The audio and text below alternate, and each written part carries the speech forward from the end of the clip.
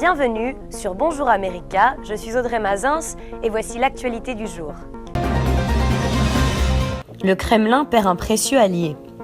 La démission surprise de Mike Flynn, conseiller à la sécurité de Donald Trump, a fait des vagues jusqu'à Moscou. Officiellement, le Kremlin n'a pas encore commenté cette information. Mais suite à ce renoncement, Moscou a perdu un précieux allié. Le problème, Mike Flynn avait reconnu avoir promis à l'ambassadeur russe aux États-Unis que les sanctions contre la Russie seraient allégées avant même la prise de fonction de Donald Trump. Or, ces promesses ont été cachées au président Trump et à son vice-président.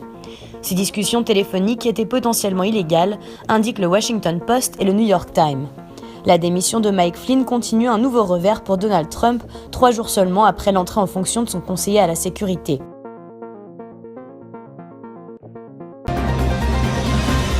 USA, inquiétude grandissante au barrage d'Oroville. À la veille de nouvelles pluies torrentielles, tous les regards sont tournés vers le barrage d'Oroville en Californie, qui est le plus haut des États-Unis. Le réservoir principal menace de déborder, d'autant que le déversoir auxiliaire a été endommagé et que les réparations s'avèrent très compliquées. La solidité d'un mur en béton de 300 mètres de long au-dessus du déversoir inquiète notamment les ingénieurs. Craignant une inondation catastrophique en aval, les autorités ont donc ordonné dimanche l'évacuation de près de 200 000 personnes. Beaucoup de familles ont trouvé refuge dans des abris improvisés. Canada, Trudeau rencontrera Merkel en Allemagne. Le Premier ministre Justin Trudeau s'envolera en Allemagne où il rencontrera la chancelière Angela Merkel jeudi.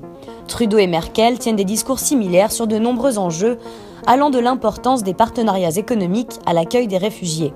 Cette visite du Premier ministre canadien à Berlin intervient dans un contexte politique complexe où le nouveau président américain perturbe l'ordre mondial. En décembre dernier, l'ancien vice-président américain Joe Biden, en visite à Ottawa, avait fait ses mises en garde. Selon lui, les yeux du monde sont tournés vers Justin Trudeau et Angela Merkel, devenus les grands défenseurs des valeurs libérales mondiales. USA, le vice-président vénézuélien accusé de narcotrafic. Washington a infligé des sanctions financières à Tarek El Aissami, un cadre influent du Parti socialiste unifié du Venezuela qui est au pouvoir depuis près de 18 ans.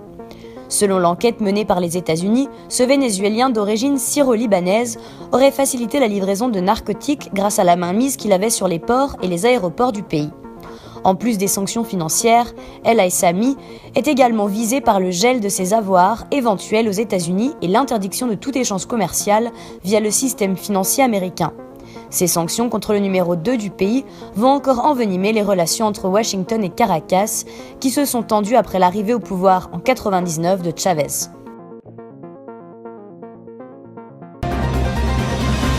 Grèce, Tsipras confiant sur les créances du pays.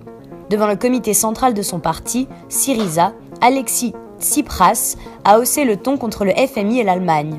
Il les accuse du blocage actuel sur les négociations de la dette grecque. Au lendemain d'une réunion à Bruxelles conclue sans avancée, le Premier ministre grec s'est toutefois dit confiant sur le fait qu'un accord serait trouvé sur les créanciers du pays. Le pays devra honorer en juillet les créances de plus de 6 milliards d'euros. Athènes est pris en étau depuis des semaines dans une dispute entre le FMI et la zone euro sur l'ampleur et l'allègement de la dette à lui consentir et les efforts à réclamer aux Grecs.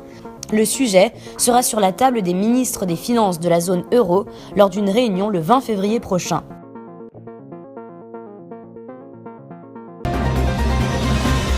ONU, condamnation à l'unanimité du tir de Pyongyang. Les Nations Unies condamnent le tir missile balistique nord-coréen et menacent de prendre de nouvelles sanctions contre le régime de Pyongyang.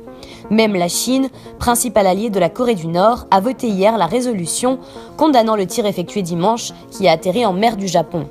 Reste à savoir si les menaces des Nations Unies peuvent avoir un effet sur Pyongyang.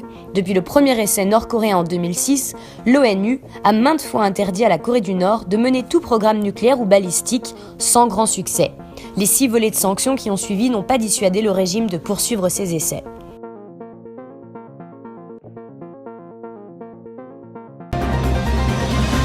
Merci de nous regarder sur Bonjour America. Je vous retrouve très bientôt.